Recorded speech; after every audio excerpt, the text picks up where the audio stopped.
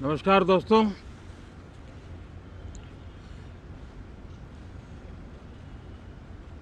Monsoon सत्र में आप सभी मीडिया जगत के लोगों का स्वागत है। साथियों, मानसून नवीनता और नवसर्जन का प्रतीक है और अब तक जो खबरें मिली हैं, देश में मौसम बहुत ही अच्छे ढंग से आगे बढ़ रहा है। कृषि को लाभदायक मौसम की खबरें हैं और बारिश किसानों की अर्थव्यवस्था, देश की अर्थव्यवस्था, ग्रामीण अर्थव्यवस्था और इतना ही नहीं, हर परिवार की अर्थव्यवस्था में एक बहुत महत्वपूर्ण होता है। अब तक जो मुझे जानकारी दी गई है उस हिसाब से पिछले 10 वर्ष में जो पानी का भंडार हुआ है इस बार, वो करीब करीब 3 गुना हुआ है, जिसका आने वाले दिनों में भी देश के अर्थतंत्र को बहुत लाभ होगा। साथियों, ये मॉनसून सत्र राष्ट्र के लिए ये बहुत ही गौरवपूर्ण सत्र है। ये मॉनसून सत्र राष्ट्र के लिए एक अपने आप में विजयोत्सव का रूप है।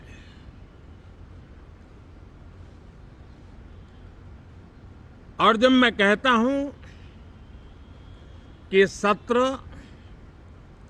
राष्ट्र गौरव और विजयोत्सव का सत्र है, तो सबसे पहले तो मैं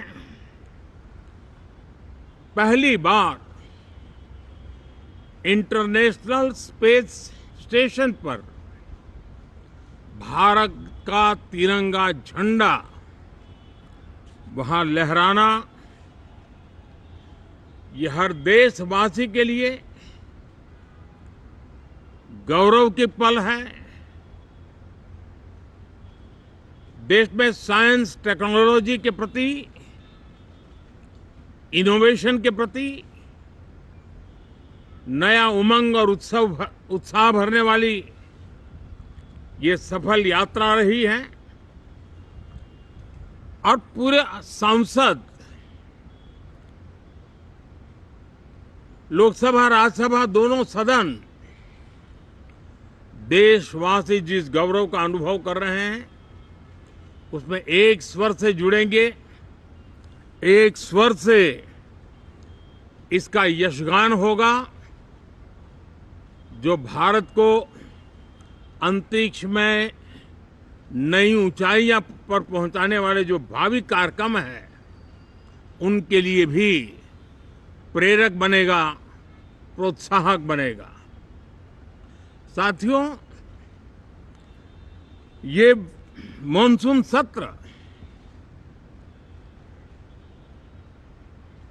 एक विजयोत्सव है। पूरी दुनिया ने भारत की सैन्य शक्ति का, भारत के सैन्य के सामर्थ्य का रूप देखा है।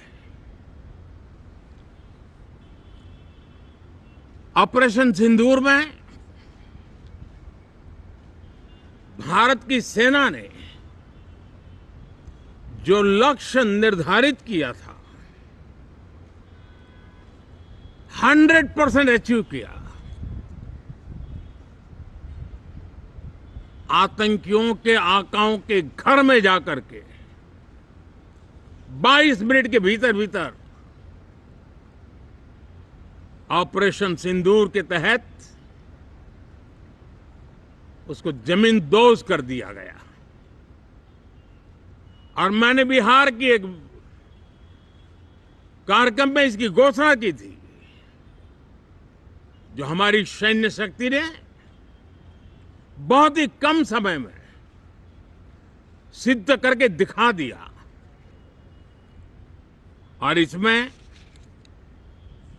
मेड इन इंडिया सैन्य शक्ति का ये नया स्वरूप, इस पर भी दुनिया बहुत आकर्षित हुई है। इन दिनों विश्व के जिन जिन लोगों से मिलना होता है तो भारत के इस मेड इन इंडिया जो औजार तैयार हो रहे हैं, उसके प्रति दुनिया का आकर्षण बढ़ रहा है। मुझे विश्वास है कि जब सदन इस विजयोत्सव को एक स्वर में विजय के भाव से इस सत्र के दरमियान उन ओजस्वी तेजस्वी भावनाओं को प्रकट करेगा, तो भारत की सैन्य शक्ति को बल मिलेगा, प्रोत्साहन मिलेगा, देशवासियों को प्रेरणा मिलेगी और सैन्य क्षेत्र में जो रिसर्च, इनोवेशन और मैन्युफैक्चरिंग हो रहे हैं, made in India defence equipment बन रहे हैं, उसको भी एक बल मिलेगा और जो भारत के नौजवानों के लिए नए रोजगार के अवसर पैदा करेगा। साथियों, ये दशक हम एक प्रकार से देख सकते हैं कि शांति और प्रगति कंधे से कंधा मिलाकर के आगे बढ़ने के कदम कदम पर प्रगति के एहसास करते रहे हैं। देश कई प्रकार की हिंसक वारदातों का शिकार रहा है, लंबे अरसे तक शिकार रहा है। देश आजाद हुआ तब से ये समस्या को हम झेल रहे हैं, चाहे आतंकवाद हो, नक्सलवाद हो। कोई प्रारंभ में शुरू हुआ होगा, कोई बाद में शुरू हुआ होगा, लेकिन आज नक्सलवाद का, माओवाद का दायरा बहुत तेजी से सिकुड़ रहा है। माओवाद को, नक्सलवाद को जड़ से उखाड़ने के संकल्प के साथ देश के सुरक्षा बल एक नए आत्मविश्वास से, तेज गति से सफलता की ओर कदम रख रहे हैं।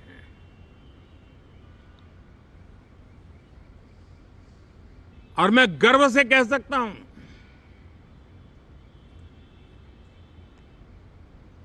देश में सैकड़ों जिले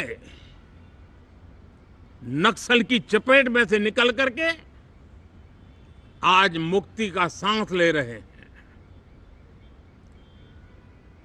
हमें गर्व है कि बम, बंदूक और पिस्तौल के सामने हमारा देश का संविधान जीत रहा है, हमारे देश का संविधान विजयी हो रहा है।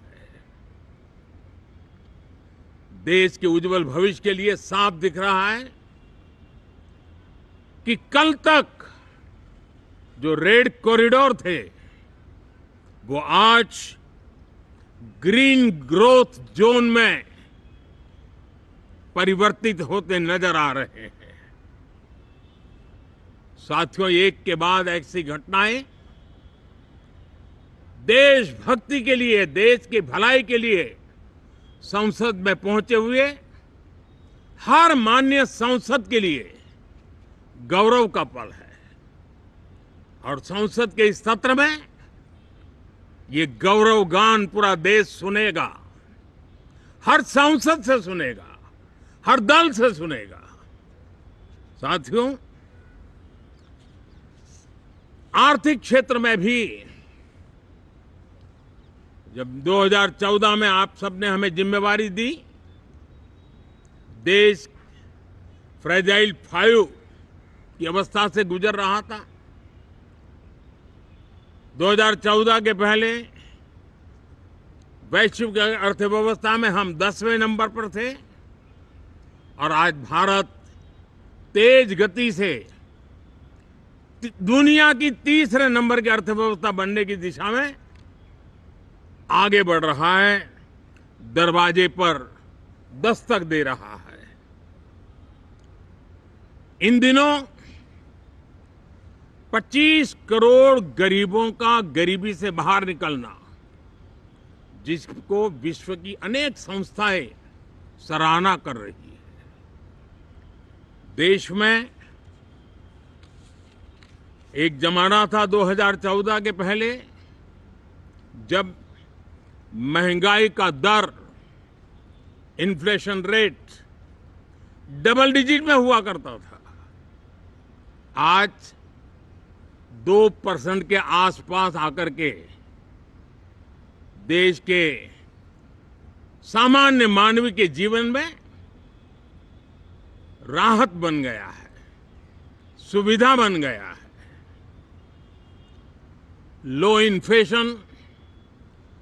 लो इन्फ्लेशन के सामने हाई ग्रोथ एक अच्छे विकास यात्रा की दिशा है।